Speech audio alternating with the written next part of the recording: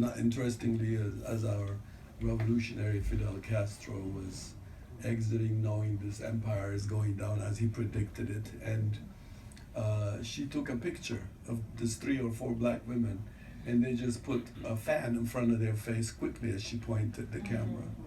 And she was very happy they denied her their soul, their spirit. What is the process for you when you point your machine gun? What is the process, the thinking process? And over the years, did it go through some transformation and mutated to adopt another approach? How much, when you point, how much time do you have for that mental thing that you have to do? Okay, two answers. First answer is no means no. If the spirit says, if no comes, and I accept, I'm very philosophical about that, I accept the fact that the spirit says, okay, that picture's not for you now. I have the rest of my life to live. Maybe that picture will come again. The other part is really body language, because you have to acknowledge someone's presence, and you have to ask permission. Asking permission does not mean vocally, but it does mean that acknowledging their space. There's something about your physical movement that connects with the people to say it's okay.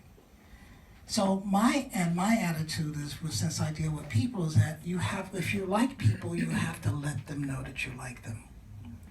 You have to also let them know what it is you appreciate about them. And that can be done without saying words. It can be done with a raised eyebrow. It can be done with the slant of the head. There are ways to do it. But it has to be done. I even went one year, when I was trying to perfect my skill of body language, I went to live in the summer in a place where I could not speak the language. I went to Senegal. I could not speak French. I could not speak Wolof. And I spent the whole time making pictures. And making pictures, I could only do body language. And I'm here, didn't get beat up. But that, to me, is the most important thing, that a person, because when I lived in Ghana in '72, living in villages, I overheard people would say that, oh wow, somebody who's living in Europe saw a magazine, and they knew the people in the magazine, and the picture was, oh, it's not something, they made them look so horrible. Mm-hmm. So I realized that there needs to be another approach here. That's when I started taking Polaroid film with me. So I would go to a village, and the first day I would not bring my 35mm camera. I mean, I'm hiking from village to village in those days. And I would find someone to attach myself with. But if I didn't find anybody, I would just go around with my Polaroid, and the first thing that would happen, every kid in the world will come out to have their picture made. So I'd make pictures of the kids. And the kids would see the picture, scream and run away. More kids would come, scream, run away. And then the next thing I knew, the same kids would come at me and want to pull me to go see their mothers or their grandmothers to make a picture of them. So I go and make a picture of them. They love it. And in the process, I'm seeing the whole village. And but what most important is this. I have come not asking, but offering. But more importantly, because of that first summer living in Ghana, I have shown them how I see them. So the Polaroid becomes a bridge of trust.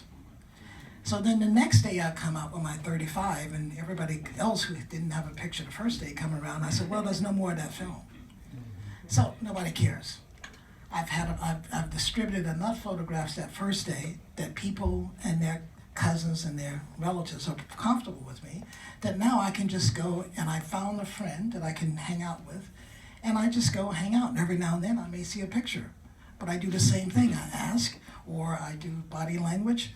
But what I'm really trying to establish, and it takes time to do this, I'm trying to establish a formula where I am not a photographer.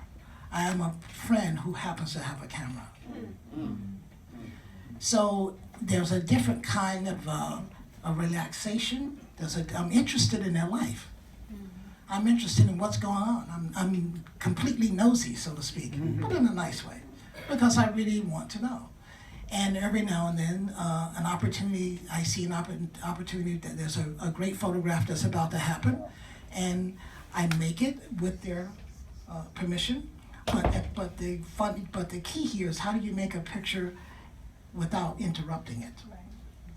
So that's where the body language comes in handy, because you have to be able to convince someone. They have to feel it in their gut that, number one, you do not mean them harm with their image, and number two, they can trust you. And once you've sort of solved that equation in everybody's gut, that's really the bottom line. And then you're free to work. Well, you know, you preempt